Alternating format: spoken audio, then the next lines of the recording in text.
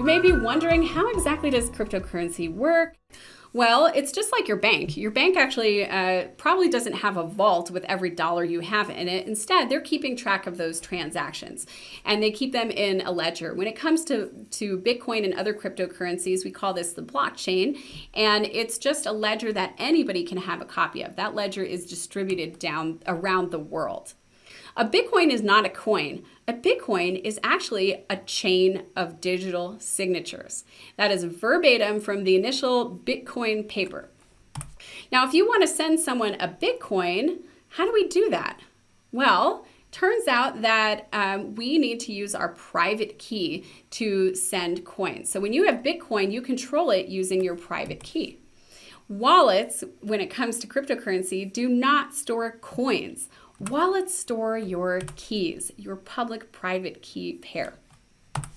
So I'll give you an example. Let's say Alice wants to pay the plumber in Bitcoin, and the plumber's like, that's rad, I'll take your Bitcoin.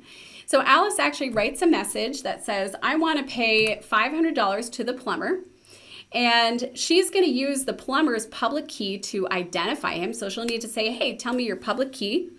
And then she will cryptographically sign a hash of that whole message with her private key. So that her private key is used so that we know she meant it, that this is really from her.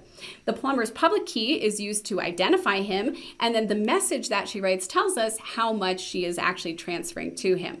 So all this relies on public-private keys. And she has to keep her private key very, very secret, or somebody else could send her money to another place, right? And here we go. The plumber sees, as she sends that out to the blockchain, anybody else can verify using her public key that this message is legitimate, and voila, the new transaction is added to the blockchain, and it is owned by, that Bitcoin is now owned by the plumber. That's how it works, public-private keys. Now again, if someone were to steal Alice's private key, they would control her Bitcoin. And conversely, if she were to lose her private key, she would lose access to her Bitcoin. Okay, so Matt, why don't you tell us about the blockchain and how criminals are trying to evade detection these days? Yeah, of course. And this is another one of those trends that we talked about a little bit earlier with the Black Hat case that we were going through. There's been a shift away, or an effort to shift away from Bitcoin as a transaction or a fund for transaction in cybercriminal enterprise. The reason being what we just went over. Bitcoin is largely traceable, and there's a good reason for that on the back end. They're shifting to cryptocurrencies that are more privacy focused, like Monero as a prime example. And this is honestly the one that we see as the primary alternative to Bitcoin for both dark web purchases and ransomware. Monero is a cryptocurrency that is built for privacy. It has a public ledger just like everything else does, but it utilizes obfuscation techniques within that ledger to block the viewing of transaction amounts, the sender addresses, the receiving addresses, and they do so using a bunch of really interesting techniques like the use of public key encryption and false wallets. Again, this is how criminals are attempting to hide their transactions from law enforcement and keep themselves from being tracked. We'll see whether or not that's going to be effective, or if people are actually going to be paying ransoms in Monero. It's still a pretty low portion of them that are, but it is a trend that we're going to be watching. Yeah, and it is, I mean, in theory, it is possible to be anonymous in Bitcoin, especially if you never ever want to cash out and change into US dollars.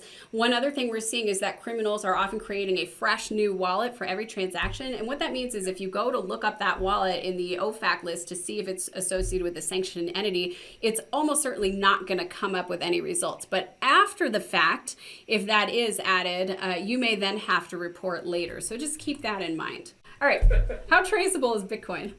So yeah, the myth of untraceable Bitcoin is kind of being thrown on its face here, and we've seen this in a couple of different cases. Bitcoin, you have to remember, is anonymous, but is not necessarily private. Any transactions that are conducted on the Bitcoin blockchain are public. Anyone can see them. Anyone can trace them. Companies like Chainalysis are experts at following flows of illicit funds through the blockchain like that. It also means that since we know where those funds are going, we can sometimes recover those funds. And there are a couple of great examples of that. Colonial Pipeline is a really particularly good example where a large portion of the ransom they paid was able to be recovered by the FBI a little bit later on down the road. But this means that there are steps that cyber criminals are having to take to obscure those transactions. One of those is a mixing service, and we'll get into the use of that here in a second. But the mixing service is essentially money laundering for the 21st century. You have a large amount of cryptocurrency that you want to transfer into something you can actually use, so you send it to a mixer, and the mixer is a third party, will then convert that cryptocurrency either into other cryptocurrencies or into different amounts in other wallets, and then send it back to you. This makes tracing those currency transactions a lot more difficult. Not impossible, but a lot more difficult than a simple point-to-point transaction. So how are these things actually tracked is a question that we get a lot from people. And the answer is, well, it can be pretty straightforward.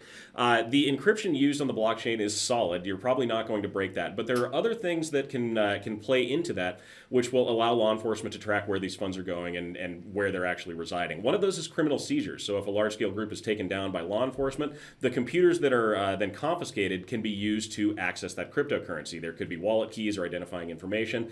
We also see dark web markets being busted, and since cryptocurrency is, well, the preferred payment method on the dark web, there's a lot of transactional information that can show how those funds are flowing around. Then again, we can look at public sources like blockchain analysis, and we can also get down to what are called Know Your Customer or KYC regulations, where in a lot of large-scale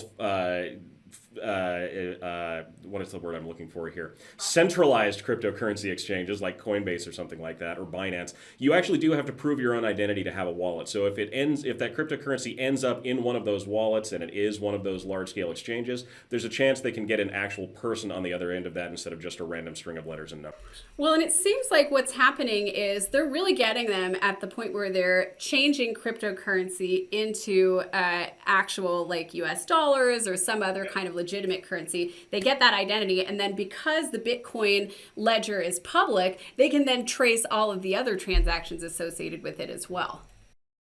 Thank you so much, everyone. Again, this is Sherry Davidoff, CEO of LMG Security. And I'm Matt Duran, Director of Training and Incident Response for LMG Security. If you have any questions, please reach out at any time. We would love to hear from you. You can reach us at info@lmgsecurity.com, find us on LinkedIn, and follow us on Twitter. Thanks again for joining, and we'll see you next time.